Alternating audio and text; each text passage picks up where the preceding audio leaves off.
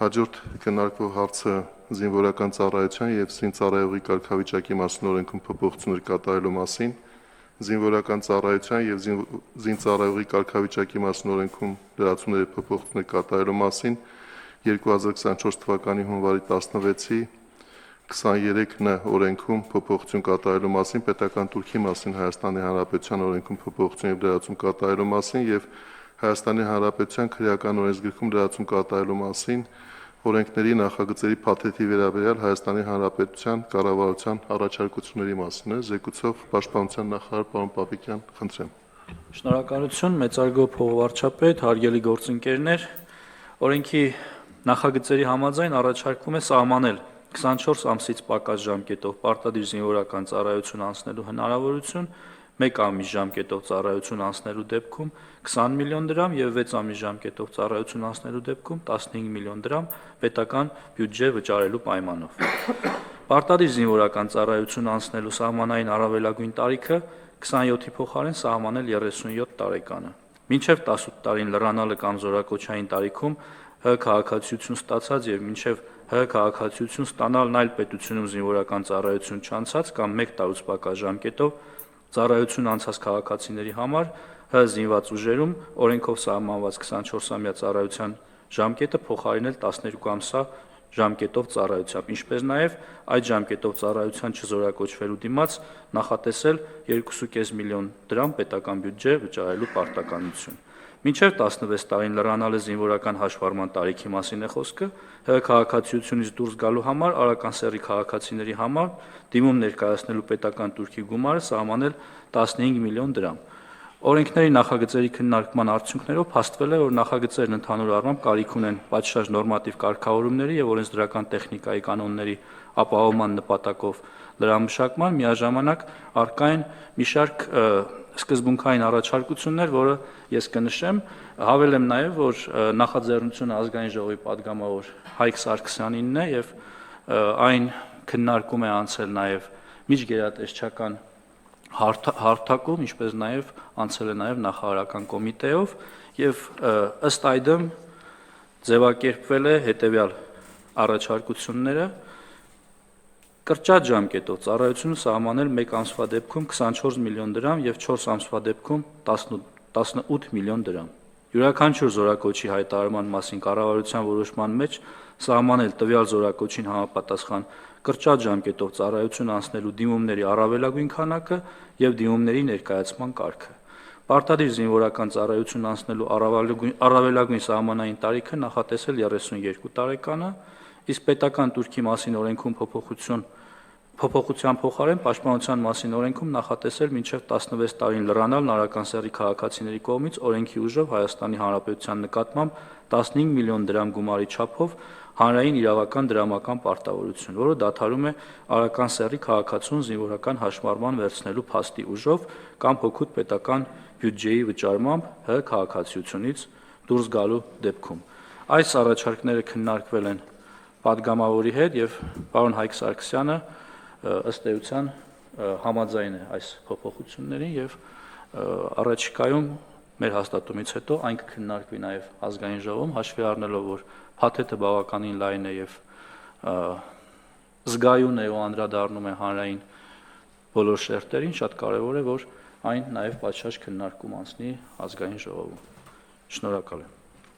Շնորհակալություն, պարոն Պապիկյան, հարցեր հարգելի գործընկերներ, դիտարկումներ նախագծի վերաբերյալ։ Պարոն Պապիկյան, ես ճիշտ եմ հասկանում, որ կառավարության կողմից ներկայացված առաջարկությունների մեկ սկզբունքային առանձնահատկությունն այն է, որ յուրաքանչյուր զորակոչի դեպքում կառավարությունը համապատասխան սահմանաչափ կհայտարարի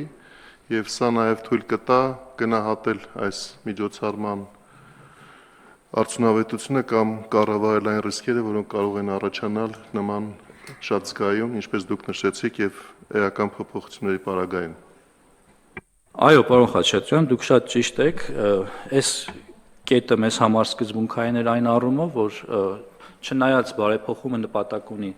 զորակոչիկների թիվը ավելացնել եւ տարբեր ճանապարհներով զորակոչից խուսափելու հնարավորությունները սահմանափակել, ընդհանուր ամբողջությամբ արգելափակել, որպեսզի այն գումարները, որոնք տարբեր ուղիներով հոսում են տարբեր տեղեր, դրանք մտնեն պետական գանձարան եւ նույն ժամանակ մեծ հնարավորություն տան մեծացնելու պրոֆեսիոնալ բանակի հնարավորությունները եւ թվականակը։ Ես պիտի հիշեցնեմ, որ այս նախագծի մի մասը դեռևս 2022 թվականին կառավարության կողմից էր հենց առաջարկվել եւ հետագայում դրա մի մասը արկախվեց 2022 թվականի սեպտեմբերի դեպքերով պայմանավորված։ Այն ժամանակ էր, որ մեր կողմից ընդունվեց Պաշտպան հայրենիաց ծրագիրը, որը ենթադրում է, որ այն ժամկետային զինծառայողը, որը 5 տարով պայմանագիր կկնքի Պաշտպանության նախարարության հետ, ծառայությունից հետո կստանա նաև 5 միլիոն դրամ պարգևավճար։ Եվ այստեղից էլ այս թվերը, խոսքը վերաբերում է 18 եւ 24 միլիոն դրամ կառավարության առաջարկությունների, որը ենթադրելու է, որ հնարավոր կարճ ժամկետով ծառայելու պարագայում, երբ գումար կվճարեն պետական բյուջե, դրա միջոցով մենք կարողանանք 5 տարի շարունակ 2 պայմանագրային զինծառայողի եւ աշխատավարձ վճարել եւ նաեւ վճարել այն 5 միլիոն դրամ պարգևավճար, որը ստանձնել է կառավարությունը։ Բայց ինչպես նշեցիք, ամենակարևոր հատվածը վերաբերում է կարգին, որը պիտի սահմանի դեռ կառավարությունը, եւ յուրաքանչյուր զորակոչից առաջ կառավարությունը պիտի սահմանի թվականակը, թե ինչ թվով երիտասարդներ կարող են օգտվել այս հնարավորությունից։ Բնականաբար, եթե չունենանք նման հնարավորություն, կառավարությունը այդ զորակոչին նման որոշում չի ընդունի։ Այսինքն, մեր այս առաջարկությամբ բոլոր հնարավոր ռիսկերը ու շրջանառվող մտահոգությունները ամբողջությամբ փարատվում են եւ կառավարելի են Պաշտպանության նախարարության կողմից։ Ես միայն կցանկանամ լրացնել այն, որ նաև վերջին տարիների ընթացքում Պաշտպանության նախարարության եւ առողջապահության նախարարության կողմից մեծածավալ աշխատանքներ են տարվել այն ուղղությամբ, որ ինչպես դուք նշեցիք, այլևայլ եղանակներով զինվորական ծառայությունից խուսափելու հնարավորությունները կանխվեն, հստակեցվեն այն կարգավորումները, որոնք տալիս են այդպիսի տարկետման իրավունքներ եւ այս բոլոր միջոցառումները մեկ ամբողջության մեջ դիտարկելու արդյունքում է, որ մենք պետք է գանք այն վստահության, որ կարգավորումները գտնվում են ամբողջովին իրավական հարթության մեջ եւ այն հնարավորությունները, որոնք կարող են սահմանվել արտոնություններ կամ բացառություններ սահմանելու համար, նույնպես կառավարելի են լինելու ձեր կողմից նշված ձևաչափերով։ Պարոն Հովհաննիսյան, խնդրեմ։ Շնորհակալություն, ես մի հարց ունեմ, պարոն Պապիկյան, դուք նշեցիք, որ կառավարությունը կսահմանի ամեն զորակոչի համար առավելագույն թվականակը, իսկ այդ գումարների չափը գուցե նույնպես նպատակահարմար լինի ամեն զորակոչի համար կամ որովհետև օրենքով սահմանելու դեպքում դրանց փոփոխությունները ավելի դժվար կլինի իրականացնել հետագայում, գուցե իմաստ ունի ինչ-որ չափով ճկունություն նաև հաղորդել եւ այդ վճարվող գումարի չափը կառավարության հաստատման տիրույթ փոխանցել կամ ինչ-որ մի չափով, հա, որովհետեւ կարող է նաև ավելացվել, այսինքն կարիք լինի, որ ասվի, որ հիմա այն չափը, որը կար օրենքում սահմանված էր, դա քիչ է, պետք է ավելացվի կամ այսպիսի կարգավորումներ իրականացվի կառավարության կողմից։ Շնորհակալ եմ, ամեն դեպքում հեղինակը մենք չենք, կառավարությունը ուղղակի իր շտկումներն է առաջարկում եւ падգամավորը այս կերպ է նպատակահարմար համարել երկու կետի ավելացումը, որոնք մենք համարել ենք սկզբունքային, երկար քննարկումների արդյունքում падգամավորի կողմից ընդունելի է եղել։ Ես գուցե համաձայնեմ 1 տարի հետո, երբ պատկերը տեսանելի լինի, այս բանին ես առաջարկում եմ հավանություն տանք օրենքի նախագիծը մտնի կյանք, այնուհետև կտեսնենք ինչ բացեր կան, ինչ լրացումներ կան, կդիմենք խորհրդարանին օրենքի մեջ փոփոխություններ կատարելու նոր առաջարկությունները։ Պարոն Միրզոյան, ես ճիշտ եմ հասկանում, որ մենք սահմանում ենք 3 ժամկետ ծառայության համար պարտադիր 24 ամիս, 4 ամիս եւ 1 ամիս Եվ եթե այո, նաև ուզում եի հասկանալ ինչի հենց 1 ամիս եւ 4 ամիս, ոչ թե 6 ամիս եւ 12 ամիս օրինակ։ Նու 1 ամսվա դեպքում էլի կարող եմ տրամաբանությունը ենթադրել, այսինքն նվազագույն պատրաստություն անցնեն զորակոչիկները, հետո այդ հնարավորությունից օգտվեն, բայց 4-ը չգիտեմ, կխնդրես բարձրաբանել։ Շնորհակալ եմ։ 24 ամիսը օրենքով սահմանված Հայաստանի քաղաքացու պարտավորություններն են, իսկ կրճատ ժամկետները վերաբերում են, դուք ճիշտ նկատեցիք, 1 ամիսը նվազագույն պատրաստության համար, որպեսզի քաղաքացին տիրապետի օգտվել զենքից եւ տարական զինվորական կանոններ, որովհետեւ այս երիտասարդները, ովքեր այդ հնարավորությունը կստանան, միևնույնն է գրանցվելու են պահեստազորում, ի տարբերություն զարտուղի ճանապարհով ազատվող այլ քաղաքացիների, որովհետեւ այսօր ինչ է տեղի ունենում։ Մեր համերկրացիները մեզնից դժգոհում են, ասում են վարժական հավաքներին, օրինակի համար մեր նախկին գյուղապետի, ինչ եւ այլն, կամ մեր համայնքի ամենահարուստ մարդու երեխեքը չեն գնում վարժական հավաքների, դուք հատուկ նրանց չեք տանում, բայց իրականությունը կայանում է նրանում, որ այդ մարդիկ ուղղակի չեն ծառայել բանակում եւ հաշվառված չեն պահեստազորում եւ չեն կարող վարժական հավաքի հրավիրվել։ Այսինքն այս մեխանիզմը նաեւ թույլ է տալու, որպեսզի ավելի շատ թվով Հայաստանի քաղաքացիներ տիրապետեն զենքին եւ նաեւ ըստ անհրաժեշտության համալրեն պահեստազորը։ 4 ամիսը դա ուսումնական զորամասի չափականակն է, որտեղ պիտի անցնեն ուսումնական process, այսինքն ովքեր կօգտվեն այս ծրագրից ուսումնական զորամասից զատ այլտեղ ծառայություն չեն իրականացնելու։ Սրանում է այս թվերի սահմանման պատճառը։ Պարոն Միրզոյան, Իսկ 32 տարեկանը ինչով է պայմանավորված։ Պատգամավորը առաջարկել էր, որ թիվը սահմանենք 37, ըստ էության մեր միակ նրա հետ տարբերությունը մտքերի կայանում էր նրանում, որ սա պետք է անել աշճանական, որովհետև այս սահմանումն էլ իր հերթին նշանակում է, որ սա կազդի այն մարդկանց վրա, ում 18-ը նոր է լրանալու, այսինքն արդեն 19, 20, 27, 32 տարեկան քաղաքացիների վրա սա չի ազդելու։ Այսինքն զորակոչային տարիք մուտք գործողների վրա կազդի մինչև 32 տարին, դա էլ նրա համար է, որպեսզի ուսումնական հաստատությունների միջոցով կեղծ գիտնականներ չունենանք, ովքեր 27 տարին լրանալուն պես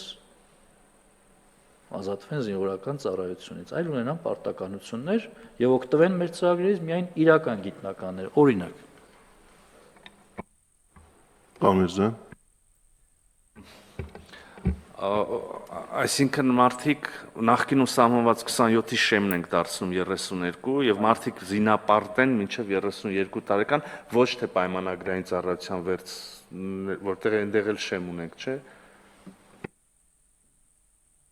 Այո, խոսքը վերաբերում է 27-ը 32 դարձնելուն, այսինքն շեմը տարիքային զինապարտների փոխվում է, իսկ ինչ վերաբերում է ձեր նշած հատվածին, մարդիկ ներողություն զինապարտեն մինչև 50 տարեկանը։ Մեզ մոտ այս շտկումը վաղուց է արված, նախորդ կառավարության նիստին սա հնչել է, իհարկե վարչապետի հանձնարարությամբ մենք կաշխատենք նաև այս հարցում որոշակի լավարկումներ կատարելու, դա վերաբերել է ներքին գործերին։ Մեր մասով այս խնդիրը հիմնականում լուծված է, բայց որոշակի լավարկումներ կանենք։ Պարոն Միրզոյան, Իսկ ո՞նց ենք ապահովելու, որ այդ ճանապարհով պետբյուջե մուտք արված գումարները ուղղվեն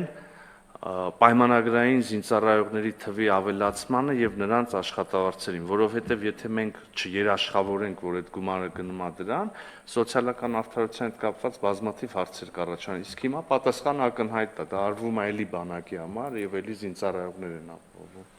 Դա ըստ էության երաշխավորված է, երբ ես նշում եմ պետական բյուջե, ես չեմ տարանջատում պաշտպանության նախարարության բյուջեն ընդհանուր բյուջեից, այո, մուտքերը կապահովեն եւ կծառայեն պաշտպանության նախարարության համար։ Տիկին Անդրեասյան, Շնորհակալություն, ես կուզեի անդրադառնալ տարիքային շեմին, որովհետև այս հարցը քննարկվելիս, ինչպես պարոն Պապիկյանը նշեց, մենք հաշվի ենք առել նաև մեր ընթացիկ ծրագրերը եւ կհիշեք որոշ ժամանակ առաջ կառավարության նիստում քննարկում էինք արտերկրի հեղինակավոր բուհերում կրթություն ստանալու հետ կապված հնարավորությունների ընդլայնումը եւ առանձին քննարկման հարց դարձավ հետո արդեն այս ուրեմն մեր կրթված երիտասարդների վերադարձի հարցը եւ նրանց ըստ էության այդ ներուժի օգտագործումը մեր հասարակության զարգացման եւ այստեղ աշխատելու տեսանկյունից մենք բավականին ուսումնասիրություններ ենք արել այս ուղղությամբ եւ մեզ էլ ակնհայտ է, որ այստեղ ուրեմն զինծառայության ուրեմն օրենսդրության մեջ փոփոխությունները կարող են էապես նպաստել, որպեսզի մենք վերադարձելիության տեսանկյունից եւ մարդկային այդ կապիտալը մեր հասարակությունում եւ մեր պետության համար օգտագործելու տեսանկյունից շատ ավելի բարենպաստ իրավիճակ ունենանք եւ այս տարիքային շեմի սահմանումը հնարավորություն է տալու նաեւ, որպեսզի այդ կրթությունը ստանալուց հետո մենք ունենանք որոշակի հանձնառություն այստեղ աշխատելու եւ այդ աշխատանքային տարիքը լինի այն տրամաբանության մեջ, որը որ ուրեմն այս զինծառայության վերին շեմն է եւ նաեւ սինխրոնացված են այդ իմաստով կարգավորումները, որպեսզի մի ոլորտի եւ մյուս ոլորտի կարգավորումները համահունչ լինեն եւ չխանգարեն մեկ-մեկու։ Շնորհակալություն Տիկին Անդրեասյան, պարոն Մեսրոպյան։ Շնորհակալություն պարոն նախարար, կուզենայի իմանալ դիցուք զորահավաքի ժամանակ, երբ որ արդեն պետությունը կորոշի կամ նախարարությունը X քանակի մարդ կարող է օգտվել այդ տվյալ մեխանիզմով բանակ զինվորական ծառայությունից ազատվելու համար, ո՞նց է կիրառվելու դա, վիճակահանությամբ, թե ով առաջինը հասցրեց դիմել։ Պարոն Մեսրոպյան, մենք հիմա առաջ ենք ընկնում, որովհետև դա դեռ կառավարության որոշումով պիտի սահմանվի։ Տարբեր մտքեր կան, այդ թվում նաև վիճակահանության, ավելի արագ գրանցվելու, այսինքն դա դեռ կքննարկենք եւ նաև այստեղ էլ հնարավորություն կունենանք դրա մասին մտքեր հնչեցնելու։ Այլ հարցեր, դիտարկումներ, խնդրեմ։ Շնորհակալ եմ պարոն փոխվարչապետ, պարոն Պապիկյան, իմ հարցը վերաբերելու է զինված ուժերում ոչ կանոնադրային հարաբերություններին եւ այս փոփոխությունների համատեքստում ոչ կանոնադրային հարաբերությունների հաղթահարման մեխանիզմներին, որովհետեւ ըստ էության բոլորիս համար էլ ակնհայտ է, որ բանակում մահվան, ինքնավնասումների եւ այլ դեպքերի պատճառներից մեկը նաեւ այդ ոչ կանոնադրային կամ ենթամշակութային հարաբերություններն են, ինչպես է հնարավոր լինելու ապահովել, որ այսպիսի տարբերակման պայմաններում, հա, այսինքն ըստ էության զինծառայողների միջև տարբերակում է փաստացի իրականացվում, արդյոք հնարավոր է լինելու կոնկրետ երաշխիքներ ապահովել, որպեսզի մենք չունենանք դրա հիման վրա ավելի խորացող ոչ կանոնադրային հարաբերություններ եւ բնականաբար բացառենք այդ համատեքստի իրավիճակը։ Ծառայության պայմանների առումով նկատի ունեմ։ Անկեղծորեն գուցե հարցի էությունը լավ չեմ հասկանում, բայց ես այստեղ նմանատիպ խնդիր չեմ տեսնում։ Ավելին սա մեզ հնարավորություն է տալու, որպեսզի նմանատիպ կանոնադրային ոչ կանոնադրային հարաբերությունները կարգավորենք, դարձնենք կանոնադրային։ Ինձ թվում է նման հարցերի քննարկման ժամանակ մենք պիտի տարբեր կոմպլեքսներից զերծ մնալով խոսենք իրականության մասին։ Իսկ իրականությունը ինչի մասին է։ Իրականությունը նաև նրա մասին է, որ շատ երիտասարդներ, ովքեր հնարավորություն են ունենալու օգտվել այս ծրագրից, եթե մենք ընձեռենք այդ հնարավորությունը, իրենք հանդիսանում են մեր ծառայության մեջ հիմնականում կանոնադրային հարաբերությունները խախտողներ։ Պիտի մտնենք խնդիրների խորքի մեջ։ Այո, այստեղ էլ կա որոշակի սոցիալական շերտավորման վտանգ, մենք պիտի այս հարցում հետևողական լինենք, բայց հարցի այսօրվա նախագծի մեխը 18 կամ 24 միլիոնով բանակից ազատվելը կամ կրճատ ծառայությամբ ազատվելը չէ։ Մենք ուշադրություն չդարձրինք մեկ այլ կարևոր խնդրի։ Խոսքը վերաբերում է քաղաքացիների 15 միլիոն դրամ պարտավորությանը, այսինքն մինչև 16 տարին լրացած քաղաքացիներին 15 միլիոն դրամի պարտավորություն մտցնելը ինչ է սա նշանակում։ Նախկինում հնարավորություն ունեցող բազմաթիվ քաղաքացիներ, իսկ այդ թիվը հազարների մասին է, ես ազգային անվտանգության նկատառումներից ելնելով կոնկրետ թվեր չեմ նշի, բայց այսօր Հայաստանում շատ ծնողներ իրենց երեխաներին զրկում են Հայաստանի քաղաքացիությունից, որպեսզի նրանք չծառայեն հայոց բանակում։ Կետերից մեկը 4-րդ կետը վերաբերում է դրան։ Այսինքն սա մեծ հնարավորություն է տալու, որ այն քաղաքացիները, ովքեր անվտանգությունից ելնելով, որդու անվտանգությունից ելնելով, փորձել են տարբեր ճանապարհներով բանակից ազատվել, ունենան հնարավորություն իրենց որդուն բոլորի հետ հավասար մեր զինված ուժերում գոնե կրճատ ժամկետով ծառայության ուղարկելու։ Շնորհակալություն հարգելի գործընկերներ, ինչպես պարոն Պապիկյանը նշեց, սա չափազանց զգայուն եւ կարեւոր հարց է, նաեւ կարեւոր են տեսանկյունից, որ այս թե մտահոգությունները, որոնք վերաբերում են առ այսօր արձանագրված երևույթներին, թե հարցի հետ կապված զգայունությունը, որը գուցե տարբեր ժամանակներում տարբեր կերպ քննարկելու փորձեր եղել են, սակայն ինչ որ մի պահից հաշվի առնելով հենց այդ զգայունության հարցը այդ քննարկումները հետաձգվել են, սա լավ առիթ է, որ ազգային ժողովում քննարկումները շարունակվեն նաև մշտական հանձնաժողովներում, որտեղ կհնչեն վստահաբար այլ փաստարկներ, այլ տեսակետներ, հավանաբար դրանք նույնպես կառավարության ներկայացուցչի հետ միասին կքննարկվեն եւս մեկ անգամ եւ տեղ կգտնեն կարտահայտվեն նախագծի այն վերջնական տեսքում, որը կդառնա օրենսդրական կարգավորում։ Եվ ես առաջարկում եմ նկատի ունենալով, որ մեր ներկայացուցիչ կշարունակի նաև ազգային ժողովի քննարկումներում գործընկերների հետ միասին այս հարցի բովանդակությունը վերջնականացնել, այս փուլում քվեարկել առաջարկությունը կառավարության կարծիքը եւ հետո ըստ անհրաժեշտության տեսակետները նաև ազգային ժողովում քննարկումների ժամանակ ամփոփել վերջնականացնել։ Խնդրեմ, պարոն Պապիկյան։ Խաչատրյան, որպեսզի տարանթերցում չլինի, ես հստակեցնեմ ինչի մասին էի խոսում։ Խոսքը վերաբերում է նրան, որ երբ մենք հնարավորություն ենք ընձեռել կառավարությանը ամեն զորակոչից առաջ թիվ սահմանել, մենք նաև հնարավորություն ենք ունենալու ներքին գործերի նախարարության հետ հստակեցնելու, թե տվյալ տարվա ընթացքում քանի Հայաստանի նախկին քաղաքացի կամ օտարերկրյա քաղաքացի է դիմել քաղաքացիություն ստանալու համար։ Այսինքն մենք հնարավորություն ենք ունենալու այս 15 միլիոն դրամ վճարման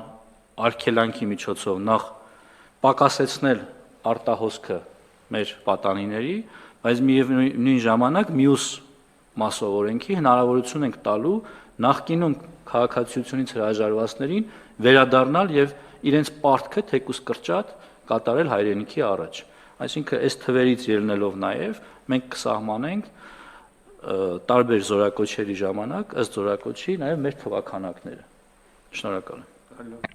Պարոն Միրզոյան։ Ես ներողություն եմ խնդրում, էլի որ շատ ենք երկրացնում, բայց իսկապես հարցը կարևոր է։ Ես առաջարկում եմ այսպիսի արձանագրում անել, անկեղծ ասած, պարոն փոխվարչապետ, ձեր վերջի առաջարկը ստիպեց ինձ այս մասին խոսալ, ես լրիվ համաձայն եմ ձեր հետ, սա մի խնդիր է, նախ խնդիրը իդենտիֆիկացնում, հա, շարունակաբար արտագաղթի ամենախորքային պատճառների թվում ամենահիմնականներից մեկը եղել է